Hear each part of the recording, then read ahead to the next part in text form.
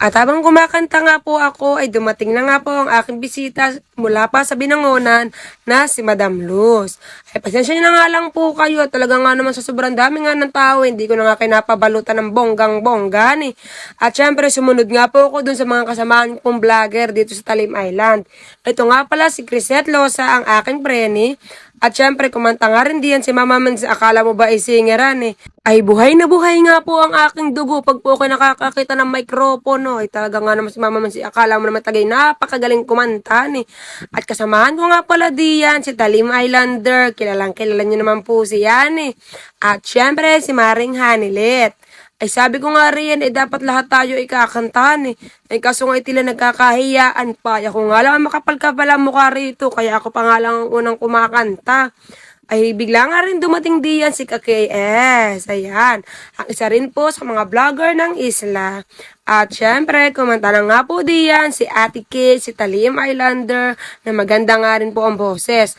Naka-background nga pala diyan ay si taga-isla ako, tsaka nga po si KS. At syempre, pagkatapos nga po noon, hindi nga kompleto ang aming samahan pagka nga po walang kainan. Ito nga po si Maring Hanilet, si Bosda, ang aking asawa, si Ate Kay, si KS, si taga-isla ako, si Kuya Buyok, si Rexon Amorada, at syempre si Jason Anyis, also known as Laguna Lake TV. At syempre, napasarap na nga po kami riyan sa pagkanta-kanta riyan. Napakaganda nga ng kanilang speaker. Dahil nga po sila ay naka-JBL. At ako nga po riyan ay nag-i-hit na rin ng bandang. Kumanta-kanta na nga po ang aking prene riyan. At talagang bansaya nga po namin riyan. Talagang may appear pa. Ay dito nga pala sa kanila ay meron nga mga ganitong hayop. Katulad nga ng bibi, ng manok. Kaya nga itong mga anak ko ay libang na libang. At talagang napakasarap pala rito. Meron pang anduyan. Talagang napakaginawa, kaya nga mga anak ko nga ay nagpapunta ron at naglaro.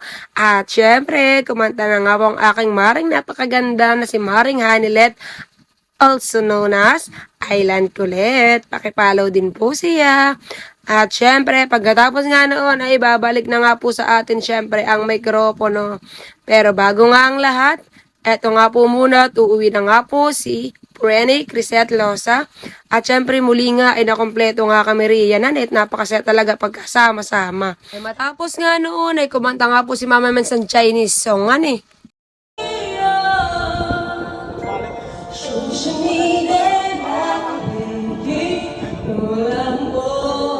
At sa totoo lang tayo, ay hindi ko nga alam kung tama ba yung pinagbababanggit ko riyan na lyrics na Chinese. At syempre, katawaan nga lang po diyan dahil kumanta nga po ang aking kumare. Ay talaga nga namang napakasaya nga ng araw na ito. Hindi nga lang video kaya nagpasaya sa akin, kundi yung sama-sama nga kami dito sa piyestahan. Ay nakakatuwa nga lang dahil nga po kami ay nakukumpleto pagka ganitong may mga okasyon. At pagpasensyahan nyo na nga rin ang aking boses at kanina pa nga humingi ng pasensya dahil medyo nagba-blackout na nga po yung aking boses. At ako nga tuwan-tuwa rin pagkatapos noon. At syempre, uuwi na nga po si Talim Islander diyan at ang aking mga kasamahan. Kaya nga inihatid muna namin dito sa may Pritil. At syempre, picture-picture muna bago nga po kami maghiwa-hiwalay. At syempre, ako'y nagpapasalamat sa inyo dahil nga po kahit kakunti pa ang aking followers, ay talaga nga namang hindi kayo nakakalimot sumuporta sa mga katulad ko. At nagka-picture pa nga po riyan ang aking dalawang anak kay Kuya Buyok, tsaka nga po kay Ate Kay. Ay ito nga po si kapatid Island Pitik na nakarede. Akala ko nga po ay hindi pupuntahan eh. Yun pala naman ay pupunta, sana ngay maaga pala na pagbahal ko na ng minudo. Nagpaalam na rin diyan si Kumaring Island Kulit at syempre si Talim Islander nga po ay pauwi na nga po sa kanila sa Rayap. Ay sana nga lang ay hindi sila inabot ng ulan dahil nga po medyo madilim nga po ang panahon ngayon. At syempre, ito na nga po sila nung sila ay papalayo na. Kami nga rin po ay umaho na matapos riyan dahil nga po meron pang sagala. Pipitik nga po si Island Pitik riyan kaya po kami umaho na rin. At syempre ito si Kayla na napakaganda talaga. Aba, sana ulan eh. At ito din si Sydney, taga rito din po sa amin. Na nahagip ng aking camera at ang classmate ng aking bebe. At ito nga po yung banda na natugtog po sa may sagala.